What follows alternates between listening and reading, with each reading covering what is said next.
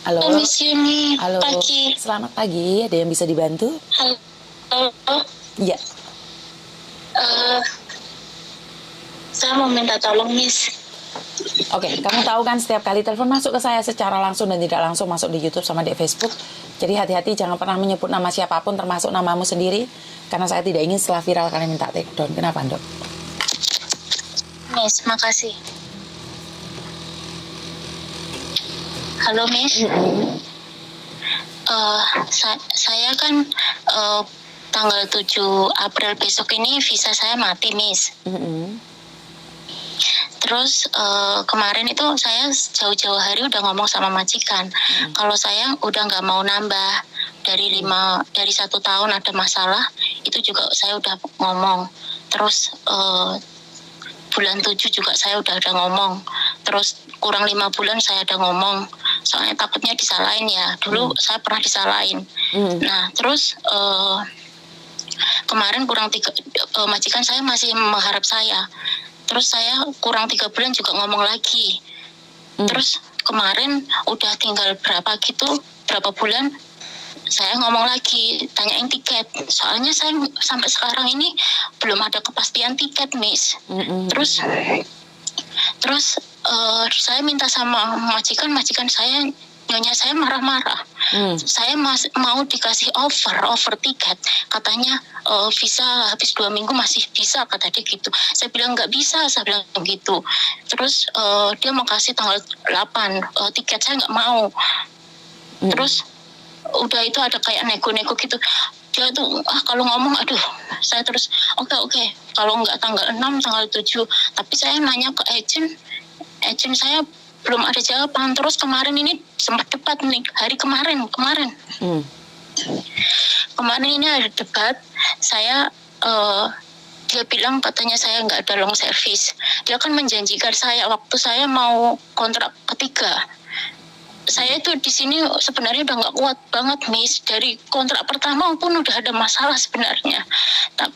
Kontrak pertama saya udah mau finish kontrak pertama itu, saya mau keluar, saya mau diancam blacklist. Kata kamu interview waktu di PT kamu mau kerja 4 tahun. Nah, saya digituin kan sama majikan. Saya bilang iya, saya mau kerja 4 tahun, tapi saya rasakan dulu di sini saya nggak enak, saya bilang gitu kan.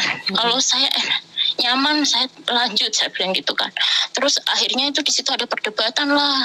Terus saya belum oke, udah dipaksa suruh medical. Saya kan nggak mau. Di situ saya sempat dimarahin sama stafnya agent ya.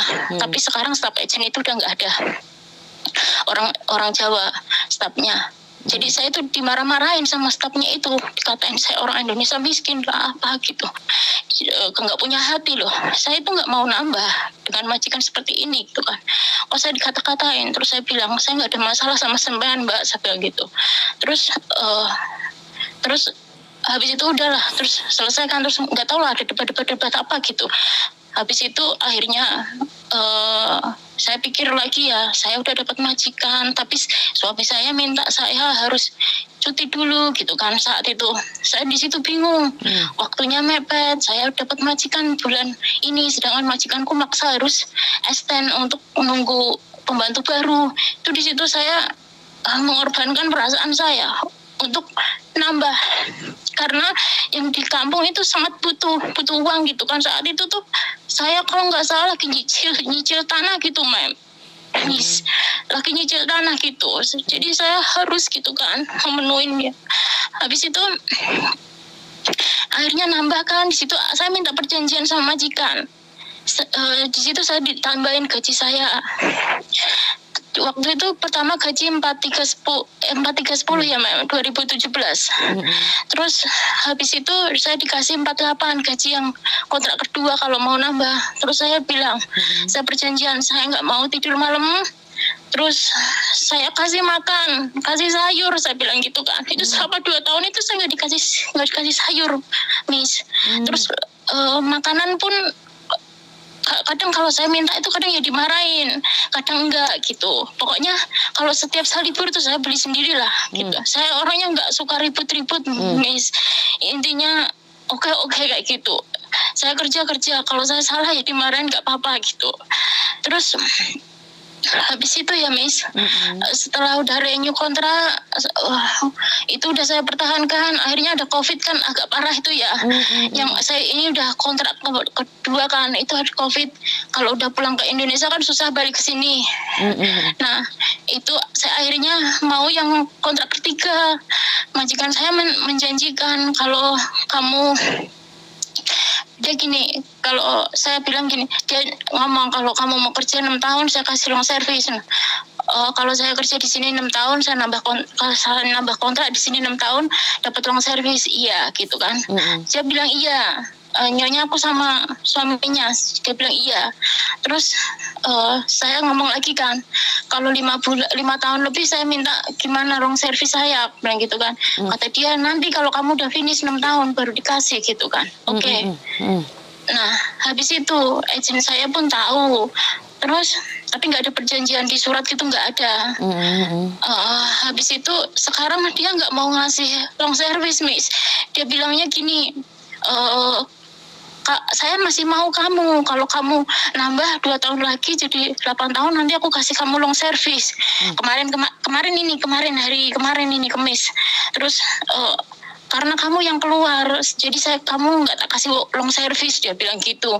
Terus kamu mau renew nggak? Gitu, saya dilus-lus lagi, saya kan nangis ya. Itu rasanya kaki saya lemes Miss. Saya udah mempertahankan sekian dari dia, perlakuannya dia nggak nyiksa secara fisik Miss, tapi mental saya kena terus itu. Sakit rasanya tuh, saya bertahan sampai sekian karena apa Miss? Di kampung itu lagi butuh juga. Saya punya kayak bank gitu Miss, kan tiap bulan ya. Tapi bank saya nanti April ini lunas Miss. Saya memperjuangkan semua ini karena saya nggak mau pengennya baik-baik gitu ya.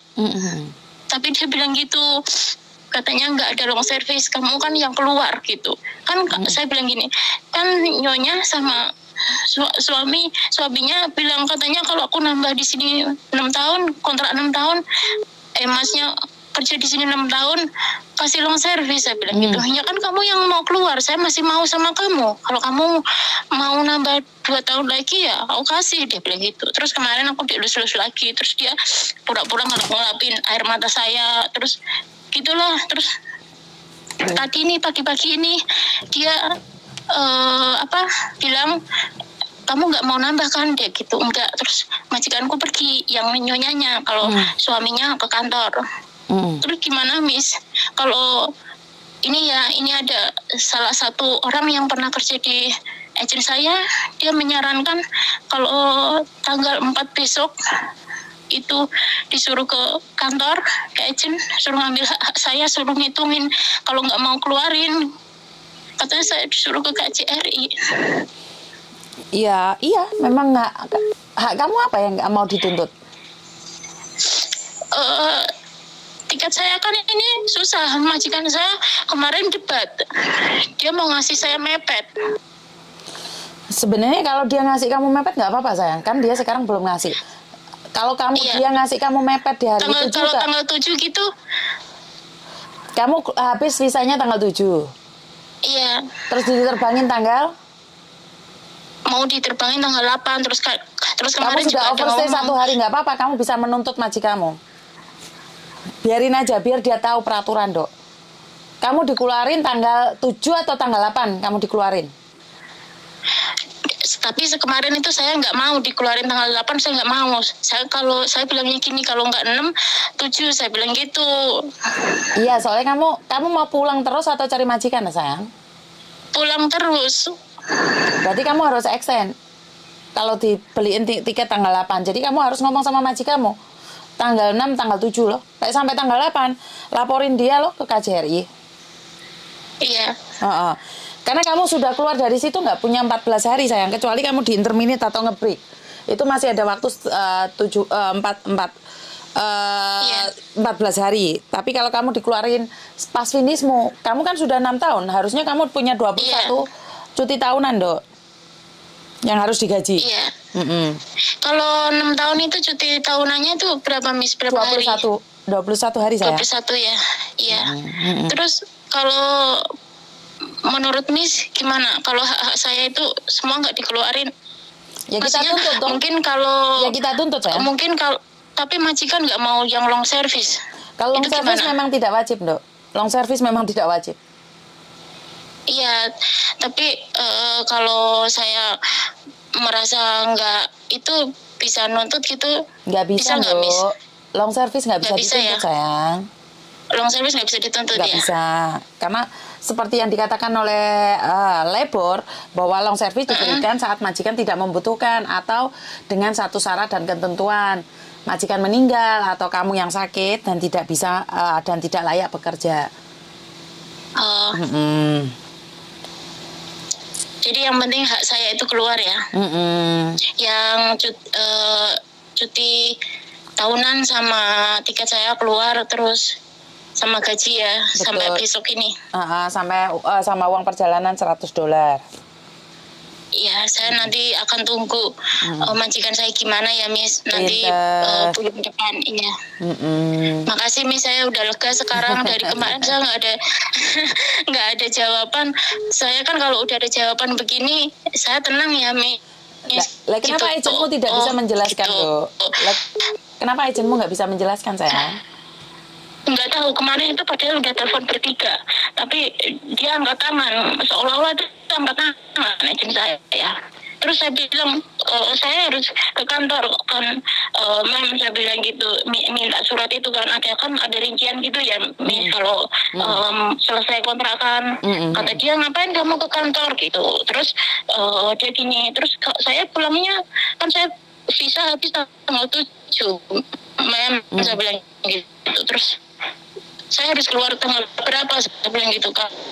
Terus ya kamu minta sama majikan, sedangkan saya minta sama majikan berisiko, nggak ada pembelaan sama sekali, nggak ada kasih tahu ke majikan gitu. Ya udah, saya kemarin akhirnya nggak bisa berkata apa selain diem, terus kayak nangis lah gitu, lemes lah gitu. Masa aku dibohongin dengan saya mempertahankan gitu. Ya mungkin ini belum rezeki ya, Miss. Iya, memang belum rezeki, sayang. Iya. Ya, nggak apa-apa lah, mencoba lagi. Iya. Makasih, Miss. Aku udah lega. Oke, terima kasih, sayang ya. Iya. Makasih, Miss. Ya, Assalamualaikum. Atas waktunya. Waalaikumsalam. Iya, Bye.